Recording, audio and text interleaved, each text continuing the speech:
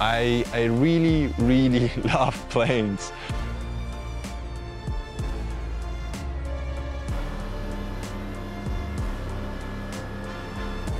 Langen information, hello, Delta Echo Lima Alpha Tango.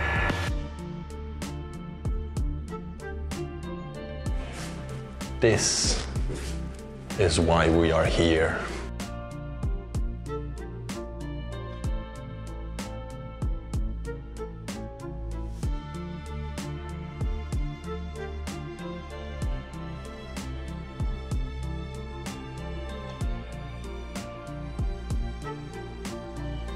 Time to become Top Gun right here. What the hell?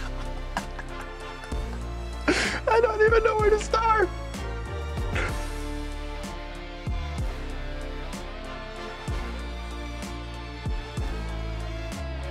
There, these are the turbines. Oh, oh, look at that. Oh, look at this guy. Judging from that, it looks very difficult, so. Alpha Tango, wind 090 degrees, 10, gust 22 knots, runway 08, clear to land. Oh my God, that was insane! Munich today is our destination, which I'm kind of really excited about. I've always loved kind of the technical side of things, especially airplanes, a lot. I've loved airplanes for a very, very long time now. I mean, it obviously started as a kid, being able to kind of just dream about becoming a pilot. But that was not the only dream I had when I was a kid. I also wanted to become an astronaut, which is insane. However, in the end, I'm working something completely different. It started in the hospitality industries, where I kind of realized working with people can be very fun. But at the same time, the technical aspect of the job was missing. This is the direction we want to go out today. I'm not sure about those clouds right now. I'm going to go up into the air and just take a look at them from above. Oberschleißheim radio, 131.130 megahertz. As per the wish of Timo Charlie Zulu here, his comment, which is in German, so I gotta translate. He wishes to have a bit more of the radio chatter going on and a bit quieter on the music. So this is exactly what we're going to give him. Innsbruck Tower, Servus, Delta Echo Lima Alpha Tango. Delta Echo Lima Alpha Tango, Servus, QNH 1012, taxi holding point Alpha, runway 08. Delta Alpha Tango, wind 100 degrees, 6 knots, 08, clear takeoff. Runway 08, clear for takeoff, Delta Alpha Tango.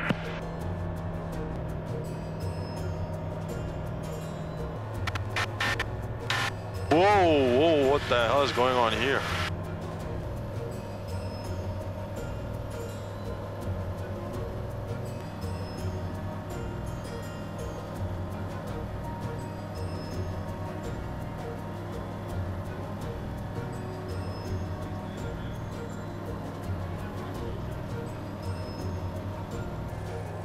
Langen information, hello, Delta Echo Lima Alpha Tango.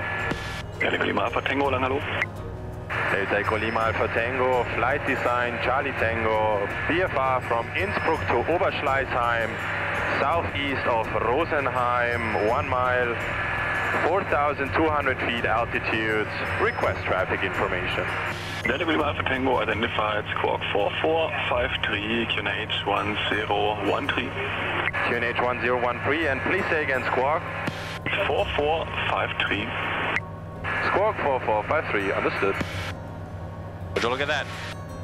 One lone wind turbine standing, altitude, doing nothing. Delta Alpha Tango im Endanflug für Piste 07.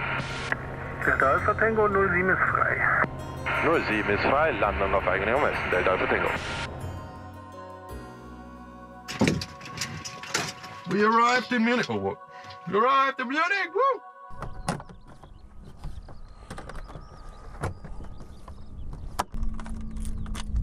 We are gonna leave the airplane over here. I have my little goodie bag with me with all the important stuff. We're gonna go over there, which is the airplane hangar of, hey, look at that guy. Nice and yellow. I absolutely love airplanes. which is the airplane hangar of the Deutsches Museum, the German museum in Munich. And they have the airplane hangar out here, and we're gonna go check it out right now. And then as far as I know, it's about a 15-minute walk to get over there. So it's actually really, really close, which is a perfect destination to come, enjoy a day at the museum, and then come back. All right, let's go ahead and let's check it out. Absolutely beautiful. Oh, quick history of the hangar. 1992 it began. Yeah, cool. 1980 this was already built actually. This is a picture from 1930 of the German traffic pilot school, and the US Army used it in 1960. This one was built in January 1980, so basically it was for fighting. It started on the front in April and fought until 11th November of 1918, when the First World War obviously stopped. During World War II it was also stationed at the Oberschleißheim airfield, so Oberschleißheim airfield was a military airfield back then. Okay. That is one big helicopter. This is the Sichorsky S-58, and it's not even, Sichorsky aircraft straight from Connecticut, USA, built in 1963, one of the largest helicopters powered with a piston. This is powered by a piston engine. And here we go, here we got the dude, I can't see this. This is way too far ahead. I'm just gonna quickly overstep. I know I shouldn't be doing this, but I really want to take a look at it, because this is the Mk6, one of the earliest MiGs. The experiment was built in Poland and was flown by the Polish Air Force out in 1982. The Polish. Beware of intake.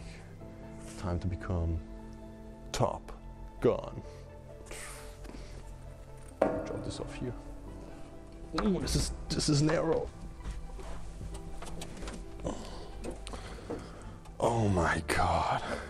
There is so much going on here. What the hell? Thunderstorm lights. Bright, mid, dim. Bro. Damn son. And here we can take this, pull it, and then we get shot out. I don't want to pull just in case. You never know what the happens next. But this is insane. Is this power? Yeah. This is throttle. It's definitely a throttle. The joystick, which is definitely a modern joystick from a PC game, from a PC utensil, nothing else. Damn. This is so cool, guys. You should definitely come here. And right next to it, parked. This is a MiG-21. MiG-21 built in 1973 in the USSR, used by the German Democratic Republic, I think is the English name, in the Air Force. Now imagine if the engine were running and you were standing back here. I really don't think you could survive this. But it's not on, thankfully. Brennschirmklappe Gefahr. This is built by Fokker. So this is a complete German jet fighter then, or at least a German jet at least. And I mean, this is insanely big, dude. This plane is huge. Operated by just one single person. What is this? Is this thrust? Are these thrust vectors? It's a VTOL. Prototype of a single-seated VTOL fighter in reconnaissance plane for high subsonic speed. Uses two jet engines of the Rolls-Royce series with 26.5 kilonewtons. So restoration work.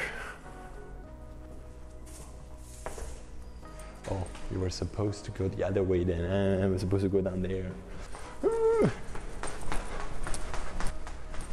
They're doing restoration on the roof, so therefore there's nothing standing in here sadly right now. But that's okay. Let's just continue. Alright, in the back there you can already kind of tease it. Now come the truly big planes. And the reason why we came here and why I flew to Oberschleißheim, because of the greatest planes.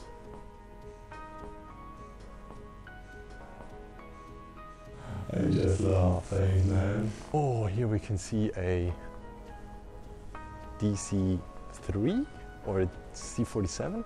C-47 I think this is called. This was used by the Germans, or basically Bundesrepublik Deutschland, Western Germans. If you want to use a plane as a lance, you can totally go for it, dude. You can totally go for it. What do we got here? EWR VJ101CX2. Someone should really work on their naming patterns. Like, this is not a name. This is just not a name at all. It was built by Entwicklungsring Süd, Bölkow Entwicklung KG, Ottobrunn, Ernst Heinkel. Heinkel is very known, building the HE-111, for example. Flugzeugwerke GmbH, Speyer, Messerschmitt AG in Augsburg in 1965. Oh, due to change the military requirements in the meantime, did not go into serious production. So this is not actually a known plane then. What is it? Dornier Do 31E3. But the Dornier Werke in 1967 was the only VTOL transport aircraft with turbojet engines ever built. It was designed to the military requirement. This guy has turbojet engines. Oh, that's a turbofan? Oh, now I get it. Oh, there's not supposed to be any more wing there. These are the turbines. Turbojet, 4 turbojet turbines, and that's why your wingspan is this small. Because you're supposed to take off and then gain horizontal speed with your turbofans. This is so cool.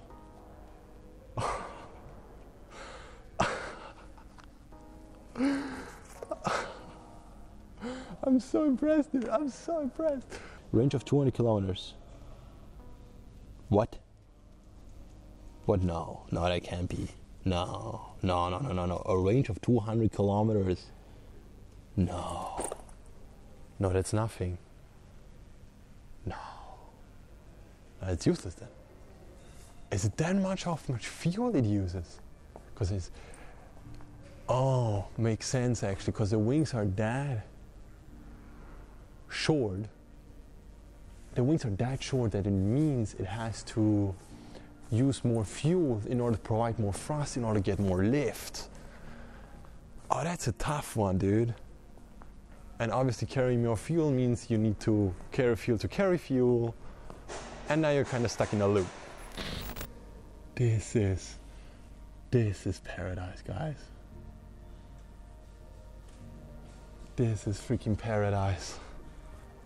The idea of landing back there, okay, you can't, it's in the back of the building, obviously, there's someone taking off. The idea of being able to land there and then being able to go here for a 50-minute walk and then seeing all of that is a freaking dream come true. Alright, this one is actually pretty known. I'm pretty sure I know the EJ200 exactly. The Eurofighter EF2000, pretty known plane. And here you can take a look at its IRIS-T infrared imaging seeker tail control, which was built in 1998. This is cool. No winglet on the wing, interesting. These are the intakes, air intakes right there, with no engine set. Well, one has no engine, the other one maybe, but I don't think so. And then obviously the nose cone. And here we have a turbo fan. Easy to see as there's wind coming out on the side of it. And then obviously the combustion chamber again on this side. And then the air coming out on back here.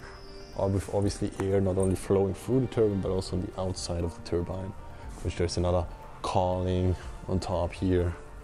Oh, and you can actually see you have a mirror to be able to see the downside. So I'm guessing that this electric engine here is used for startup in order to turn the fans. You can quite see easily how it goes thinner and thinner to compress the air more. Like you're compressing it a lot more with each side. Coming into here, you get combusted on these sides. And then this one is obviously used in order to turn the turbine on the front to suck in air. I'm kind of overwhelmed right now. Like, there's so much going on. Turbofan on the top side of the wing instead of underneath it, probably because of space. And not only that, if you build a turbine on the underside of the wing, it probably sucks in a lot of dirt, which you don't want to have. That's why they put it on top. This is joint US, American, and German flag here with Bavarian colors. Boeing X-31. is an experimental aircraft doing research testing on new technologies targeting advanced maneuverability of fighter aircraft by using thrust vectoring. A digital fly-by-wire control system automatically adjusts the thrust deflection and the position of the aerodynamic control surfaces. The three-dimensional thrust deflection is achieved by moving three so-called battles made of carbon at the end of the engine. This enables tactical flight maneuvers at high angles of attack up to 70 degrees, where conventional aircraft are not able to fly anymore. Up to 70 degrees. Literally, we're talking, this is 0, this is 45, and then this is 70. And you're still able to make flight maneuvers. X-31 was developed, built, and tested by a German-American team as a program of the legendary X-series experimental aircraft. And the X-15 was the one Neil Armstrong flew. These three pedals here are designed to correct or like target the thrust into certain directions in order to make better maneuvers at 70 degree bang, just so you know. Achieving a 70 degree bang on a flight design Charlie Tango is pretty much almost impossible. If you do it, you immediately get a stall. So, and here we go. Here we got one big flying boat. Honestly, I need to fly a seaplane one day. I really need to fly a seaplane one day. How cool must it be to just land on water? There's a Dornier Do 24 T3 built in 1944 in Friedrichshafen. The seagoing flying boat was used in World War II by the German Air Force as a long-range reconnaissance aircraft, transported and programmed as a sea rescue aircraft. It proved extremely efficient as it could take off and land even when the sea was rough with waves up to 1 meter. This one was built in 1944, but originally between 1937 and 1945, more than 200 were built in different versions in Germany, the Netherlands, and France. It was an active in Spain in 1969. It was active in Spain, this plane. They were used in sea rescue service off the coast of Mallorca, so that's why the Germans probably gave them to the Spanish in order to be able to save their own men. Cool. 3 engines, also with a star cylinder shape, it seems. And then obviously, I mean, I'm not sure what this is used for. I'm guessing it's a kind of tank, but this is the wing obviously, which is big. The aileron and the flap right here, which is one continuous flap. I'm probably just step in, it's kind of this side. Oh, there probably was a flap also here as far as this. No, actually no. I was mistaken. No, it wasn't there. Here continuing the flying boat, obviously. This was still touching the water, and this not so much. And this is the big ass tail with its vertical elevator. Is this the Bell UH-1D from the US as well? Licensed production for Dornier. Oh, okay. The Bell UH-1D. I think they're quite known actually. Could it be that this airplane flew in the Vietnam War? And I think it's, I know it from there, from either Full Metal Jacket, the movie, or some other movie from the Vietnam War, because it seems very familiar, to be honest. I'm guessing the Bell UH-1D, the Bell UH-1D was used in the Vietnam War, but I'm not sure. And we even have a German one right here. Look at that. Oh, there we go. That's what I meant with Heinkel still operational. This is a Heinkel HE-111. I know that without even looking at anything because I flew the plane in War Thunder. No, but that is a really nice bomber actually. And you can see there is a turret with a machine gun usually in order to defend itself, as well as with a machine gun down there. And then there's one more to the front. And then usually on those small windows there are 2 more on each side in order to be able to shoot at the side. So you can clearly see here the Heinkel HE-111, H-16. Oh, because this was built in Spain, that's why Casa, it's a house, it's a little house. That is so cool. They call it freaking house. Construcciones Aeronáuticas S.A. This was built in 1950. Was the Luftwaffe's standard bomber during World War II. By 1945, nearly 8,000 were built. After World War II, Spain produced and licensed 200 examples under the designation Casa 2-111. Okay, using 2 British Rolls-Royce engines in place of the German engines. After the aircraft was phased out of operational service by the Spanish Air Force in 1967, it was used in the film Battle of Britain. The aircraft was restored in the Oberschleißheim restoration shop. It is displayed in the painting scheme of the Spanish Air Force and carries its former registration number when it was in service with Grupo de Experimentación en Vuelo at Torrejón between 1958 and 1961. In order to achieve large production numbers, Heinkel built a new factory at Berlin-Oranienburg for large-scale HE-111 construction and assembly lines. Cool image, yes, but sadly enough, that was a camp. That was one of the few camps that were built in Berlin itself, and it was built on slavery. So, you know, it still is one hell of a beautiful plane. I wish I could get closer, but I can't. I can only go to the top, which we will. Oh, nice. The Deutsche Lufthansa in 1932 actually contacted Ernst Heinkel for the development of a twin-engine high-speed commercial airplane with 10-seat passenger accommodation for a medium-range tactical bomber. Nice going, Lufthansa. In 1932, you were still under the Versailles Treaty in Germany. Heinkel designed the Heinkel HE-111, which could meet both specifications. The first prototype made its first flight in February 24, 1935. At the same year, the BF-109 was also built, or took its maiden flight at least. As a civil transport plane, the HE-111 was not a success. I wonder why. Deutsche Lufthansa used only 12 machines for regular airline service. However, the Luftwaffe showed considerable interest in the HE-111. Man, this plane I really like. I don't know why. It just looks so nice. Like, I like the flat size, the flatness of its underside. There's obviously the gear right there, and there. And then overall, it just looks absolutely beautiful. No, I really like this design. You as Americans, you really know how to build some really nice planes. Now let's take a look at it. Sets and specification. Montreal, Canada in 1957. The Canadian licensed production of the last version of the one-seater North American F-86 Sabre fighter plane to be produced. From 1957 to 1960, the German Air Force employed 225 Sabre Mk6 as daytime interceptors in their fighter squadrons.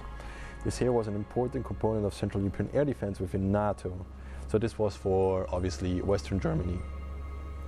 The original version of the North American F-86 Sabre made its maiden flight in 1947 in the United States. It was the first fighter plane with sweep-back wings to be used by the US Air Force in the Korean War in 1950 to 1953. So the F-86 fought against the Mk-15 in the Korean War, which we just read that the Mk-15 was definitely more powerful and better, apparently, according to the plate, than the US American fighters. Now we got the Lockheed F-104G Starfighter, which was built and licensed as ATTAS suit between Messerschmitt, Dornier, Heinkel and Seat. I don't know who Seat is. In 1964. By the way, doing the pre-flight check here, remove before flight, remove before flight, remove before flight, remove before flight, no step, remove before flight, remove before flight, remove. How much more do you want to take the whole plane apart? That is insane. Now this guy here, oh, by the way, again the F-104G Starfighter, and this guy here is a rocket. Europa-Rakete, first stage of the Europe launcher Blue Streak.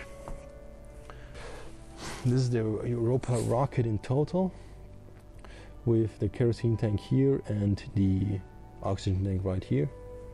Interesting. I don't know too much about rockets, if I'm honest, but judging from that, it looks very difficult. So I don't know what's going on here, but very cool. It really extremely cool. I really like rockets as well. Just 2 days ago. Ooh. Hello? That's actually cool. Just 2 days ago, the Starship launched and exploded. That was cool to watch.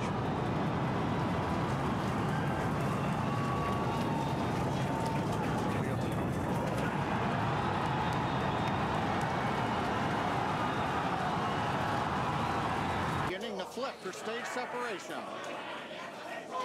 But I do want to remind everyone that everything after clearing the tower was icing on the cake. You can possibly clearly see that this is the heat exchanger for the oxygen, which then comes out in the back here, goes into the pump, and then comes into the combustion chamber, which is right down here, which means the combustion chamber is obviously right back there. And then this guy on the side is the nitrogen heat exchanger, in order to then pump full the tank, which you can see in the back there, the kerosene tank, in order to not have low pressure in there, for obvious reasons. And this one was a facility, but where is this facility located in order to build the Europa rocket? Guyana, French Guyana, thank you. That's where it's located, which, if you didn't know, is the only country outside of Europe that is part of the European Union. And also, you can use euro to pay there. And here we have the Ariane 5 launcher. And small, very small. What's the thing outside? Oh, this is a case section of the solid propellant engine of the Ariane 5 booster. So, this here. This right there is what this is. And that's big. I'm having so much fun here. Guys, if you love planes, guys, if you really like planes, come up here. Like, or down here, depends on where you are. But just do it. Just go to the Deutsches Museum. The Deutsches Museum is a very cool museum in the middle of Munich. I can totally only recommend it. And I mean, just take a look at this. That is just so cool. There you can see the rocket again from the top. So this one was the, I forgot its name. I just forgot its name. The F-104G Starfighter, the F-86 Sabre. Back there you can see the Hangar HE-111 in big. Just look at it, it's so beautiful. It's just such a beautiful airplane. And here they actually have the Typhoon 70. I'm guessing the Typhoon 70 is usually hanging up here, but right now they just put it down there. And it's obviously just an 820 kilogram takeoff weight, single engine piston, cruising speed of 205 kilometers, so about 110 knots. And yeah, like the typical thing that I could fly if I wanted to. But you could say it is almost a similar design to the Catalina, which is very known in the US as well. First of all, there were double cylinders, so 1, 2, 3, 4, 5, 6. There's a lot of cylinders in there, completely corroded by the sea. It probably is from the airplane of Oberfähnrich Paul-Heinz Friebel, who was stationed at Squadron 54 in June 1944 at the front of Latvia. At this time, the Wehrmacht was pretty much already at its last legs.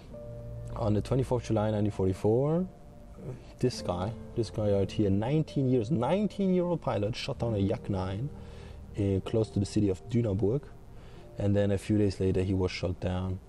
On the 5th of August 1944, this pilot had to face 12 Yaks at once.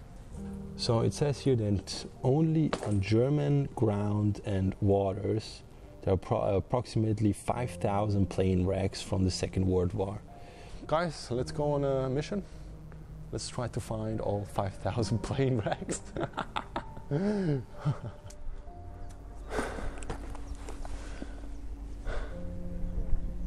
Looks like this is the closest we get to it. Damn it. But just so you know, the flight design Charlie Tango is sitting right there. I don't know if I can even show it to you, but it's right there. That's the plane we came with. And what did we do? We looked at more planes. This is so insanely cool. Oh God, look at this poor dude. Yeah, don't have claustrophobia when you're in there. That is not fun at all. I'm at the end life of my battery. I have had a lot of fun in here. I definitely recommend that you come to Oberschleißheim by plane, by car, by train, walking, whatever you want. If you're a plane fan, come here. This is just an insanely cool museum with a lot of activities to do, and just for €8 for the whole day, you can spend everything here. There's a pizzeria close by where you can just eat something, no problem. I'm going to head back to the plane right now. I will get the plane ready to fly off and then return back to wonderful Innsbruck, back home.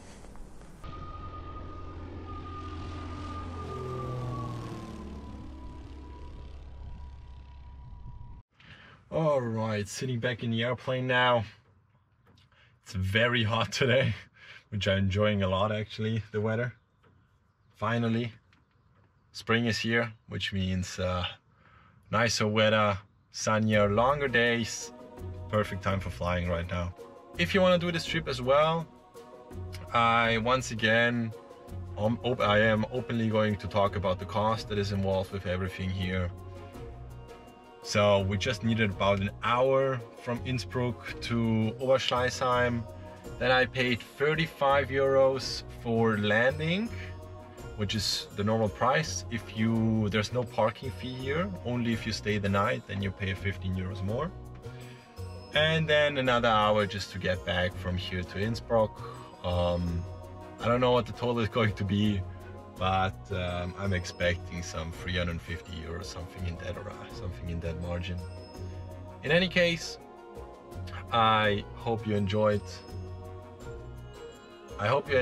this as much as I did, because I think it is absolutely an amazing museum. So many cool aircraft. A lot of them were under the German military operated. Some of them obviously are civilian. I just gotta say, I love planes. The physics involved, the aerodynamics, everything just makes an airplane a wonderful creation of engineering. And I'm just so happy that I have the possibility to do exactly this, what I'm doing right now. I'm definitely a happy kid. My younger self, if he knew that he's going to be sitting here, going to a museum by plane in order to look in more planes and then going back home with a plane, I think he would be very, very happy. Make your younger self happy, guys. I think that's quite the achievement you can have for yourself. All right, see you in a bit up in the sky.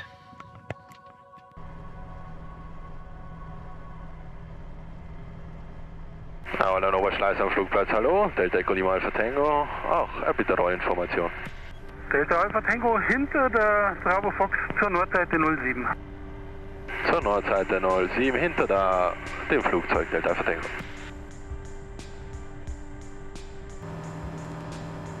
Airspeed is alive, 50 knots, and rotate. Langen information, hello, Delta Echo Lima Alpha Tango. Delta Echo Lima Alpha Tango, lang. Delta Echo Lima Alpha Tango, flight design Charlie Tango, VFR from Oberschleißheim to Innsbruck. Presently 3,100 feet for 4,000 feet, squawk VFR, currently east of Oberschleißheim, in direction to VOR Ottersberg, Tango Tango. Hello, Tango, copy, squawk 4453, Munich QNH 1012. QNH 1012 and QNH squawk 4453, Delta Tango. That huge lake is a bird sanctuary, and that is such a beautiful color on that. A nice clover. Bit of a traffic jam building up there, eh, folks? Ha, look at me! Traffic jam up here? How? Hilarious. Langen information, this is November 998, Tango Mike, good evening. November 998, Tango Mike, hello. November 998, Tango Mike is a Foxtrot 1 rocket VFR from Jesenwang to Allen-Elchingen, just airborne and climbing to 5,000 for 6,500 feet, request traffic information. From flat terrain into the alpine region. With a bit of clouds. Fluffy clouds. Everyone likes fluffy clouds. What we don't like are Charlie Bravo clouds. Charlie Bravo clouds, very, very dangerous.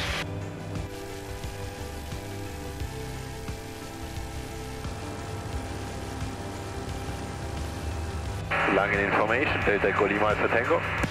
Standby. Delta Echo Echo Bravo Bravo, Sie können langen Radar rufen 125050, ciao. Okay, then Hotel Bravo Charlie Zulu Uniform, contact Zurich, information 1247 squawk VFR by. Hotel Zulu Uniform, Zurich 124 decimal 7. Oscar Echo Alpha Alpha India, traffic 10 o'clock, 3 miles opposite flight level 60, not confirmed. Looking out for traffic, Oscar Alpha India. Delta Echo Lima Alpha Tango, pass your message. Request to leave frequency Delta Alpha Tango. Delta Alpha Tango, squawk VFR by. Oscar India, traffic is inside. There you can see our shadow cast on the mountain. This is Innsbruck Information Hotel at 1350. Runway in use 0822. Boon transition level not determined. Wind touchdown zone variable between 050 and 120 degrees 14 knots. Maximum 26, minimum 8 knots. Visibility 50 kilometers. Clouds scattered 6,500 feet.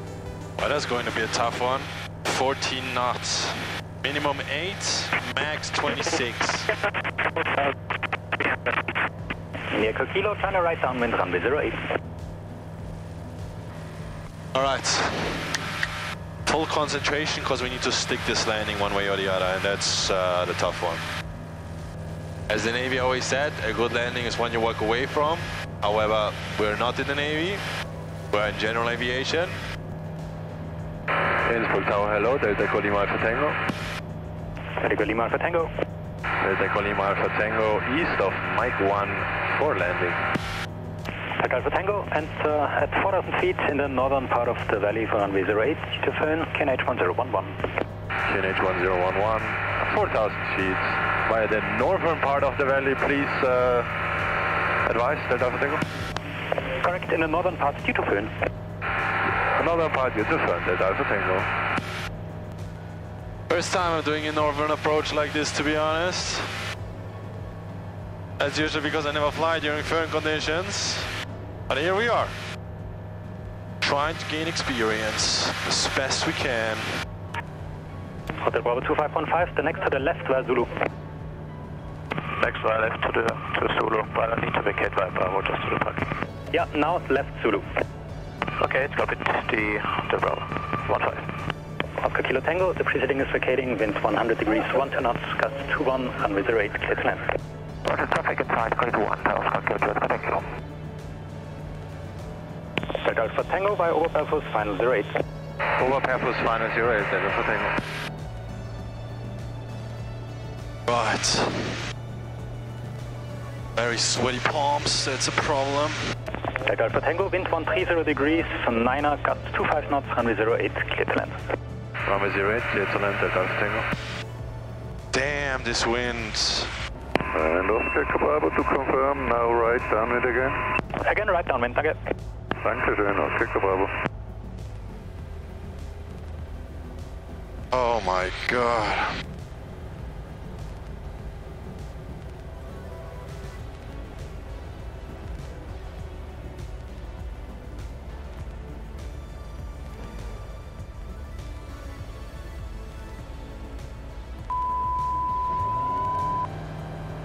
Delta Alpha Tango, go around.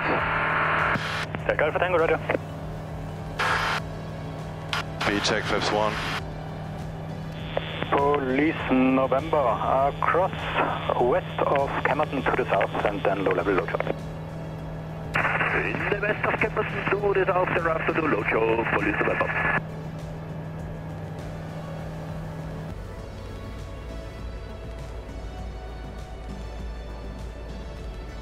Delta Alpha Tango, request to 1360 to get the altitude down.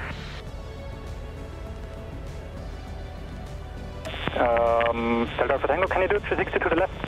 360 to the left, Delta Alpha Tango. Delta Alpha Tango, wind 090 degrees, 10, gust 22 knots, runway 08, clear to land. Please say again, wind, Delta Alpha Tango. 090 degrees, 13, gust 17. Traffic.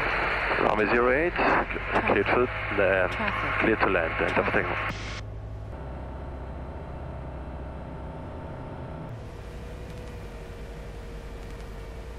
Oscar Bravo, next landing, full stop.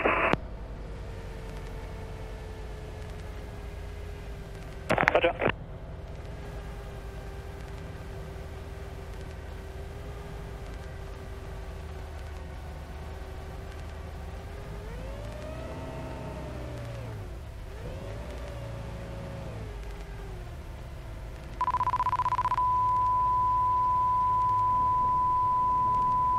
Oh, thank for that, I made it.